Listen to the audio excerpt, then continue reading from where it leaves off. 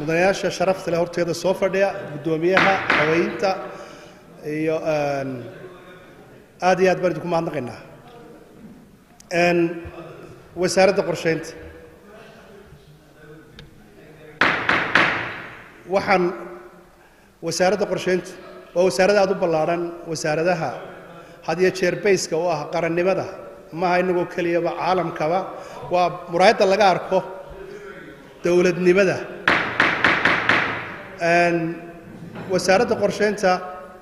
waxyaabaha imika aanu maanka ku haynay ugu weyn waxaa ka mid ah qorshihii guud ee horumarinta qaranka ee 5 sanadood soo socda 5 sanadood ee hore way dhammaadeen 5tii dambe imika bilaabaynaa insha Allah biidnillah qorshahan ugu talagalay waxa la yiraahdaa NDP2 National Development Plan oo ah kii labaad Soomaaliya imika kii waxay samaysanaysaa kii koowaad laakiin inagu kii labaad baynu maraynaa kii labaad waxaanu anagoo ka duulaynaa kii hore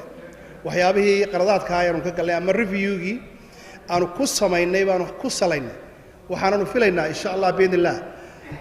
waxaanu imika soo gabagabaynaynaa maanta ugu dambeysay kii governorska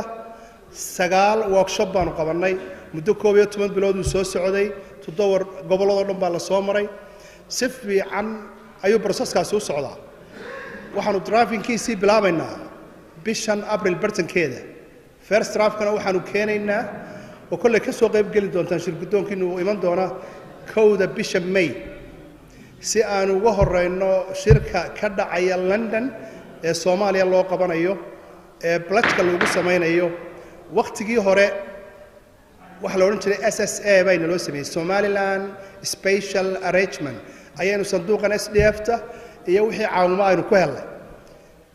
imikana shirka London maadaama aanu ka qayb galayn laakiin aan wax la tagno weeye waxaan culays badan saarintii aan wasaaradda joogay in NDP2 inuu naga dhamaado waxaanu ku dhawiyay dhamaad imika insha Allah biidnillah bisha koodeeda Mayna isagoo first draft-kiisii waa qaybin doonaa insha Allah waa imkan ugu weyn ee imika aanu leenahay qarankan waa lagu horumarin karaa ama waxa ugu weyn ee ugu mudan ee wasaaradda qabato waxa kaloo jira wasaaradda qorsheynta iyo horumarinta qaranka waxa ogeydeen barigii dhaweeyay abaaruhu inagu dhaceen xogaa mess baa jiray in hay'adihii ay kala goonaayeen guddida abaaruhu oo laba si parallel ay u shaqeynayeen waxaanu ka shaqeynaa inaanu midayno cududda waxbixineed ee hay'adaha caalamiga hadday tahay UN agencies-ka iyo hadday tahay international NGOs-ka waa ku guuleysanay guddida abaaraha iyo waanu midaynay inay meel ka wada jaan qaadaan gobolladoo dhan si fiican bay uga wada shaqeynayaan dhammaan hay'ad kasta hay'adaha waddanka jooga hadday wax bixinayaan overlapping-kii dhacayay waxa laga yaabaa burco duruqsi oo kale Save Children wax geysay guddida abaaruhu inay geyso waxa laga yaabaa bakiyo wax geeyeen inay iyaguna haddana geeyaan marka waxaanu sameynay center point baanu sameynay laga wada duulo kaasa wixii ay hayaan hay'adaha iyo wixii ay hayaan dawladdu ayaanu isugu geynaa halkaasaan distribution ka sameynaa taasina waxa weeye waa waxyaabaha imika had iyo jeer aan ku guuleysanay wasaaradahan wasaaradda qorsheynta qaranku waxay u xil saarantahay dhammaan waxa la wixii horumarina ee qarankani u hiigsanayo sanadkan 5 sanadood soo socda waxaanu filaynaa wax fara badan oo xagga horumarka ku saabsan hadday tahay horumarka imika ka socda dhammaan wadamada dibadda World Bank oo imika soo jeesto si orayn waxa iyaguna imika si fiican inugu soo jeestay EU-dii maadaama UK ama Europe ay ka sii baxayaan qoladii waxa aad inugu yimi oo habeen saddexaadkii waftigii ugu ballaadnaa ee ka yimaada Germany koo doonaya imika inuu qaato kaalintii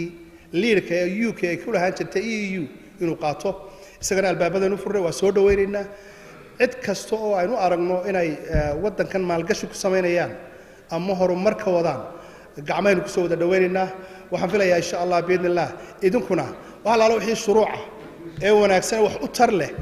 ina qalinka ku duugi doontaan aad iyo aad baan idinku mahadnaqayaa wassalaamu calaykum waraxmatullaahi